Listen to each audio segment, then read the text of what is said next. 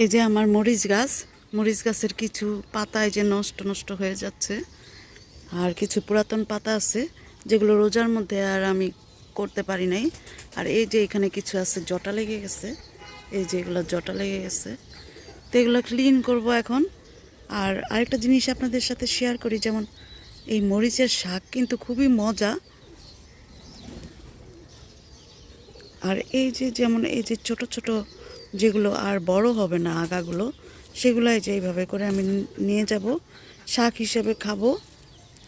আর এতদিন তো ভিতরে মরিচ দেখিনি, পাতা এত বেশি, এখন দেখি ভিতরে ভিতরে মরিচ আছে, তো এই যে মরিচটাও নিয়ে নিচ্ছি।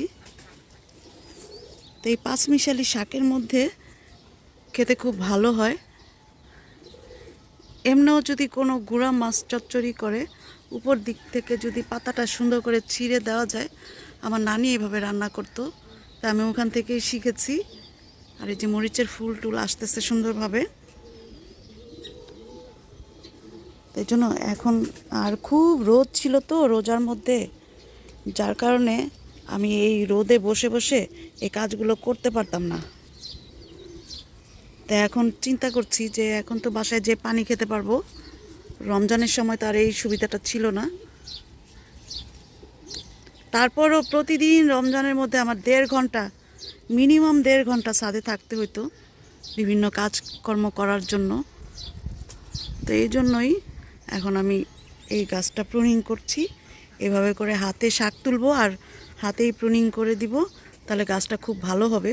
আর আমি গতকালকে আমি যে বেগুন গাছের প্রুনিং করে দিয়েছি, এখন বেগুন গাছটা কিছুদিনের মধ্যেই একদম ফুল ফলে ভরে যাবে ইনশাল্লাহ।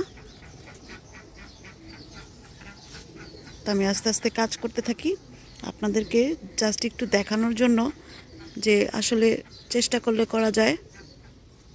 এই যে ফুল আসতেছে, এই যে দেখেন এখানে মরিচ পেকে একদম শুকিয়েও গেছে, আমি তো খেয়াল করি নেই। এই যে একদম শুকায় গেছে মরিচটা, তো এভাবে করে নিচ্ছি। তো সবার জন্য অনেক অনেক শুভকামনা। আসসালামু আলাইকুম।